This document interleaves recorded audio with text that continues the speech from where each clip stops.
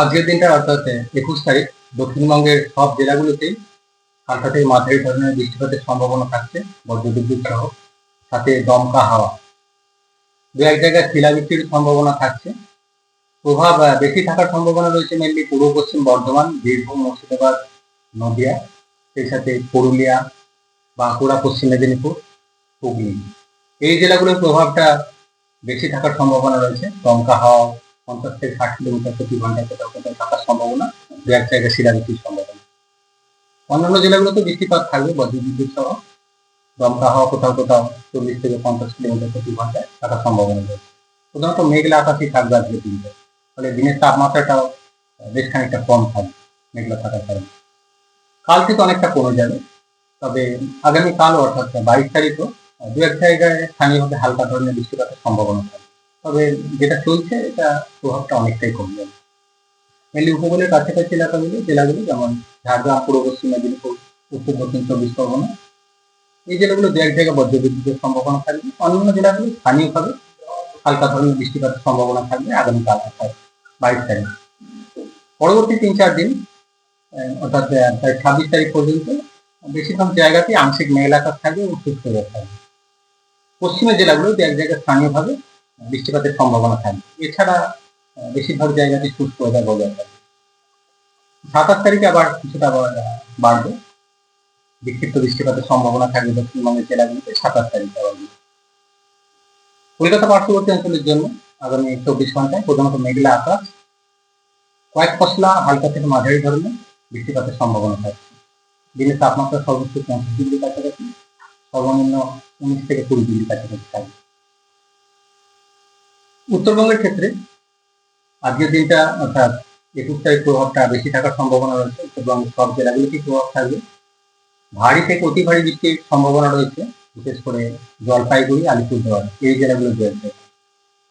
উত্তরের অন্যান্য জেলাগুলো অর্থাৎ দার্জিলিং, কালিম্পং, কোচবিহার এই জেলাগুলোতেও দু এক জায়গায় ভারী বৃষ্টির সম্ভাবনা রয়েছে আগামী 24 ঘন্টায়।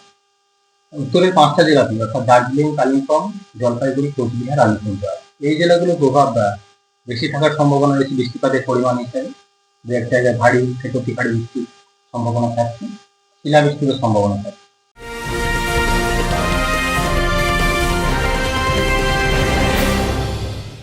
উত্তর 24 পরগনা ও তার আশপাশের এলাকার মানুষের সেবায় ক্যাথল্যাবের মতো অত্যাধুনিক সুবিধা নিয়ে পরিষেবায় ব্রতী সারদা মাল্টি স্পেশালিটি হাসপাতাল। একই ছাদের তলায় মানুষ সাধারণ চিকিৎসা থেকে শুরু করে 24 ঘন্টা ক্যাথল্যাব, এমআরআই, সিটি স্ক্যান, এনআইসিইউর মতো সুবিধা এবার থেকে পেয়ে যাবেন সারদা মাল্টি স্পেশালিটি হাসপাতালে। প্রয়োজনে যোগাযোগ করুন 033-2592-0730, 2593-0730, 2593-3562 ও 9331275635 নম্বরে। আমাদের ঠিকানা royal park, Kalyani expressway, Barrackpore, Kolkata 7,01,021। Sarada multi speciality হাসপাতাল, পরিষেবাই হোক আমাদের মূল লক্ষ্য। উত্তরবঙ্গের অন্যান্য জেলাগুলো যেমন মালদা, উত্তর দক্ষিণ দিনাজপুর এই জেলাগুলোতে বজ্রবিদ্যুৎ সহ দমকা হাওয়া কোথাও কোথাও 50 থেকে 60 কিলোমিটার প্রতি ঘন্টায় থাকার সম্ভাবনা রয়েছে। অর্থাৎ প্রভাবটা আগামী 24 ঘন্টায় উত্তরবঙ্গের সব জেলাগুলোতেই থাকবে মোটামুটি। আগামীকাল থেকে অর্থাৎ 22 তারিখ থেকে কিছুটা কমে যাবে, মানে অনেকটাই কমে যাবে। মেনলি উত্তরবঙ্গের উত্তরের জেলাগুলো হালকা থেকে মাঝারি ধরনের বৃষ্টিপাতের সম্ভাবনা বজায় থাকবে 22 তারিখে, তবে বৃষ্টিপাতের পরিমাণ কমে যাবে। মালদা, উত্তর দক্ষিণ দিনাজপুর এই জেলাগুলো দু এক জায়গায় হালকা ধরনের বৃষ্টিপাতের সম্ভাবনা থাকবে 22 তারিখ।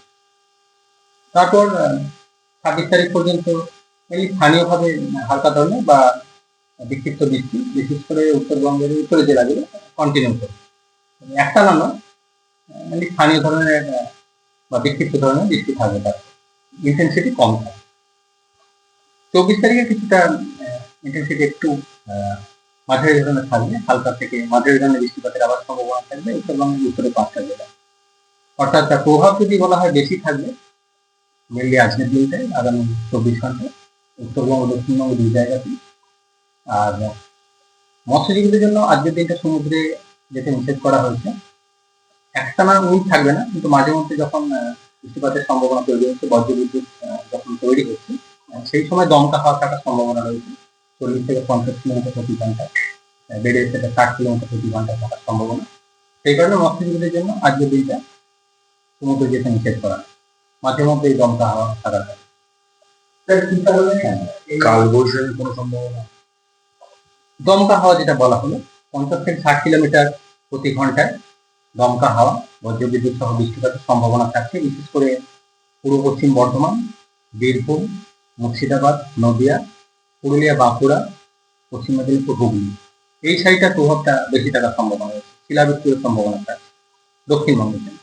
উত্তরবঙ্গের ক্ষেত্রেও 50 থেকে 60 কিলোমিটার প্রতি ঘন্টায় দমকা হাওয়া সহ বজ্রবিদ্যুৎ সহ বৃষ্টিপাতের সম্ভাবনা থাকছে।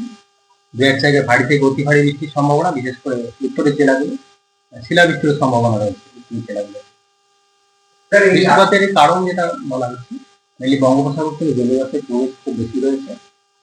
দক্ষিণবঙ্গের উপর দিয়ে একটা নিম্নচাপ অক্ষরেখাও রয়েছে, সেই সাথে একটা পশ্চিমী ঝঞ্ঝার প্রভাব রয়েছে। পশ্চিমী ঝঞ্ঝাটা বর্তমানে উত্তর পশ্চিম ভারত থেকে প্রায় ছত্তিশগড় পর্যন্ত বিস্তৃত রয়েছে। অর্থাৎ এই পশ্চিমী ঝঞ্ঝার কিছুটা প্রভাব থাকছে, একটা নিম্নচাপ অক্ষরেখাও রয়েছে দক্ষিণবঙ্গের উপর। জলীয়বাষ্পের প্রবেশে যথেষ্ট বেশি রয়েছে, সেই কারণে এই বৃষ্টিপাতের সম্ভাবনা মেনলি প্রভাবটা আজকের দিনটা বেশি থাকবে। কারণ তাপমাত্রা তো স্বাভাবিকের জন্য অনেকটা কম, যেহেতু মেঘলা আকাশ হয়ে গেছে বা সকাল থেকে অনেকটা বৃষ্টিপাত করছিল অনেক জায়গাতে, ফলে তাপমাত্রা দিনের তাপমাত্রা আজকের জন্য এটা অনেকটা কমে গেছে। আজকের দিনটা তাপমাত্রা কম থাকবে অনেকটাই। আবার কাল থেকে এটা আবার বেড়ে যাবে, মোটামুটি আবার যেটা ধীরে ধীরে বেড়ে স্বাভাবিকের কাছে যাচ্ছে। আজকের দিনটা তাপমাত্রাটা মেঘলা থাকার কারণে অনেকটা কম থাকবে। কলকাতা পার্শ্ববর্তী অঞ্চলের জন্য প্রায় 25 ডিগ্রি কাছাকাছি সর্বোচ্চ তাপমাত্রা থাকা সম্ভব। মেঘবেলা লাইভে আপনার পছন্দের টিভি চ্যানেলস সম্পূর্ণ বিনামূল্যে শুধুমাত্র মেঘবেলা ব্রডব্যান্ডের কানেকশনের সঙ্গে। মেঘবেলা ব্রডব্যান্ড, বাংলার ঘরে ঘরে।